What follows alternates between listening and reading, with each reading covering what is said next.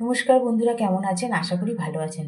আজ আমি করে দেখাবো চোখমোটা ভ্যাসা মাছ দিয়ে শিম আর বড়ি। এটা কিন্তু শীতকালে খেতে দারুণ লাগে। শিম আলু বড়ি দিয়ে চোখমোটা ভ্যাসা মাছ করতে আমি এখানে নিয়ে নিয়েছি চোখমোটা ভ্যাসা মাছ। এই মাছগুলোকে চোখমোটা ভ্যাসা মাছ বলে। হয়তো এই মাছগুলোর চোখগুলো একটু বড় বড়, ওই জন্য হয়তো আমি ঠিক জানি না।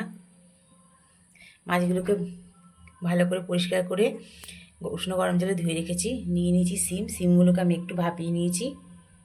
নিয়ে নিয়েছি বড়ি আর টমেটো, লবণ দিয়ে দিয়েছি, লবণ হলুদ দিয়ে মাছগুলোকে একটু ম্যারিনেট করে রেখে দেবো।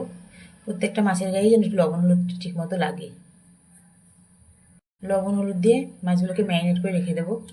প্রত্যেকটা মাছের গায়ে লবণ হলুদ মাখিয়ে নেব ভালো করে।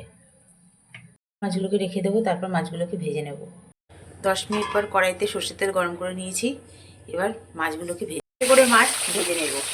ভাজা হয়ে গেছে, এইভাবে বাকি মাছগুলো ভেজে নেব। ভাজার তেলে এবার বড়িগুলোকে ভেজে নিচ্ছি।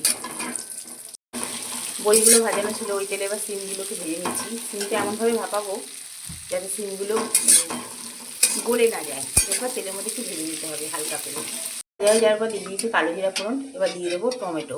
দিয়েছি টমেটো, কাঁচা লঙ্কা, সামান্য ধনেপাতা পেস্ট, গুঁড়ো দিয়ে দিচ্ছি।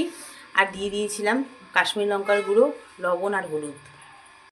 এবং সব কিছুকে একসাথে তেলের মধ্যে কষিয়ে নেব। মশলাটা আমার কষানো হয়ে গেছে। আর এখানে আমি ধনে খালি কড়াইতে টেলে গুঁড়ো করে নিয়েছিলাম, সেই মশলাটা দিয়েছি। এবার দিয়ে দেবো একটু উষ্ণ গরম জল। দিয়েছি উষ্ণ গরম জল। এবার আমি দিয়ে দেবো শিমগুলো দিয়ে দিয়েছি। এবার একটু ফুটিয়ে নেব। মাছগুলো দিয়ে দিচ্ছি। 5 মিনিট মতো ফুটিয়ে নেব। এবার দিয়ে দেবো ধনেপাতা কুচি। বড়ি দিয়ে চোখমোটা ভ্যাসা মাছ আমার রেডি। আর আমার রেসিপিটা যদি ভালো লেগে থাকে তাহলে একটি লাইক, কমেন্ট, শেয়ার এবং আমার চ্যানেল মনের ইচ্ছেকে সাবস্ক্রাইব করার অনুরোধ রইল। আজকের মতো এই পর্যন্ত। আবার আসবো নতুন কোনো রেসিপি নিয়ে। সবাই ভালো থাকবেন, সুস্থ থাকবেন।